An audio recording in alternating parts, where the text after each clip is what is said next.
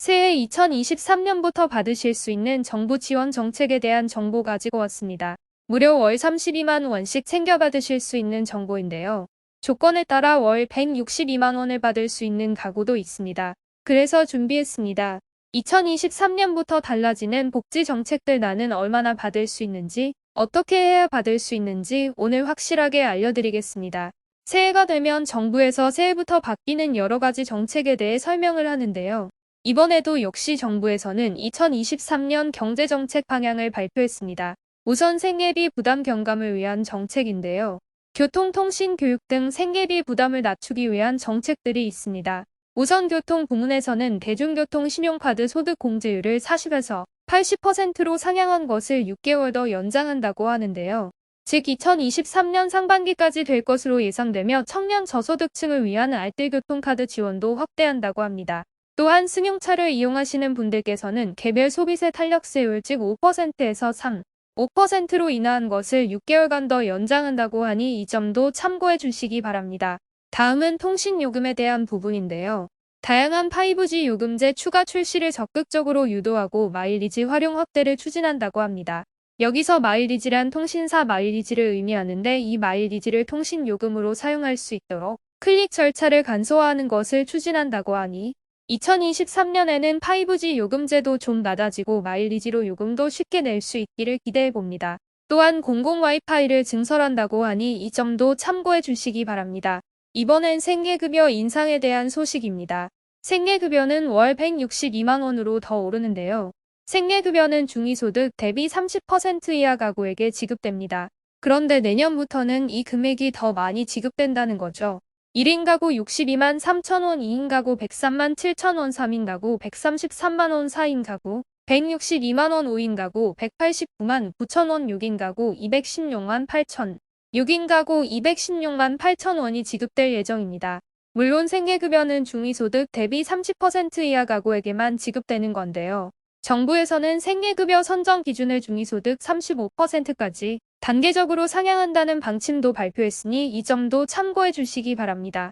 또한 장애로 생활이 어려운 중증 장애인을 위한 장애인 연금은 월 최대 38만 8천 원에서 40만 3천 원으로 오르게 되는데요.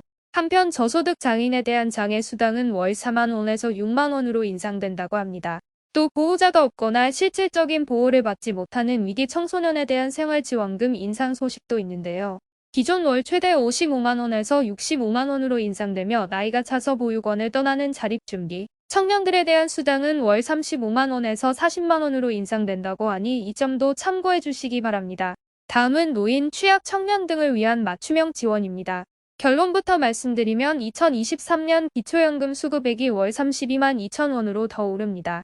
구독자님들 중에서도 기초연금 받고 계신 분들 많으시죠? 기초연금은 만 65세 이상이면서 소득 하위 70%에 해당되는 분들께 지급되는 제도입니다. 이게 2022년까지는 월 3만 8천 원이 지원됐었는데 2023년부터는 월 32만 2천 원으로 상향된다는 겁니다. 더 중요한 건 대상자도 더 늘란다는 건데요.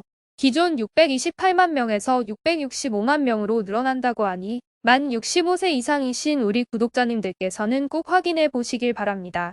그런데 기초연금 인상과 관련해서 비난의 목소리를 내는 분들도 많으신데요. 국민연금 가입자들 사이에서서 불만이 제기된 건데요. 생활비를 아껴가면서 국민연금을 15년 동안 내도 받을 수 있는 국민연금은 고작 55만 원인데 이거 받을 바에는 차라리 공짜 기초연금을 받는 게 낫겠다.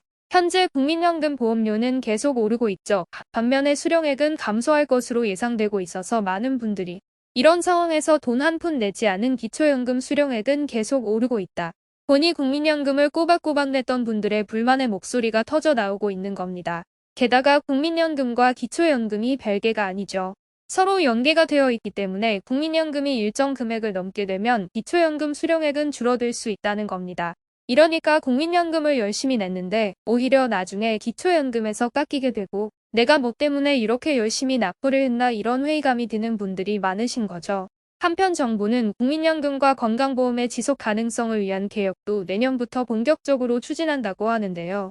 국민연금은 현재 진행 중인 장기 재정 추계 결과가 내년 3월에 발표되면 이를 토대로 내년 10월까지 개혁안을 내놓을 예정이라고 하니 이 점도 참고해 주시기 바랍니다. 또한 2023년 전기요금 인상으로 취약계층 부담이 증가하지 않도록 한전의 전기요금 복지 할인을 확대한다고 하는데요. 장애인 기초생활수급자 차상위 계층 등 약 350만 호가 대상이라고 합니다. 게다가 전기요금 가스요금 인상에 따른 부담을 줄이기 위해 에너지 바우처 지원 단가를 높이는 것도 추진한다고 하니 이 점도 함께 참고해 주시기 바랍니다. 또한 차상위 이하 가구 및 한부모 가족 대상 생필품 바우처 단가를 인상한다고 하는데요.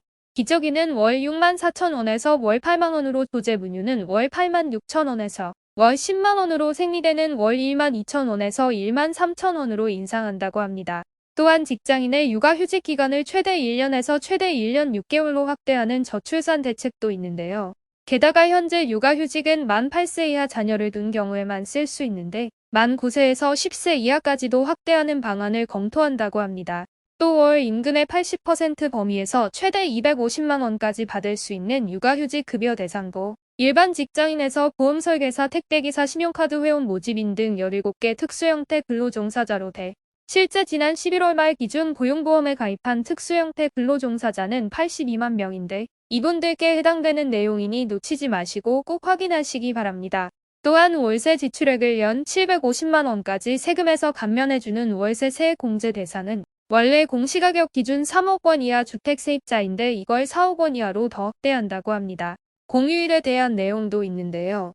2023년부터는 부처님 오신 날과 성탄절을 대체 공휴일로 지정한다고 합니다. 즉 공휴일이 주말과 겹치는 경우 다음 월요일을 휴일로 지정하는 제도인데요. 이 점도 함께 참고해 주시기 바랍니다. 오늘은 2023년부터 달라지는 정책 제도에 대해 살펴봤는데요. 새해에는 더 많은 분들께서 누리시고 더 행복한 일들만 가득하시기를 바라는 마음입니다. 그럼 오늘도 편안한 하루 보내세요.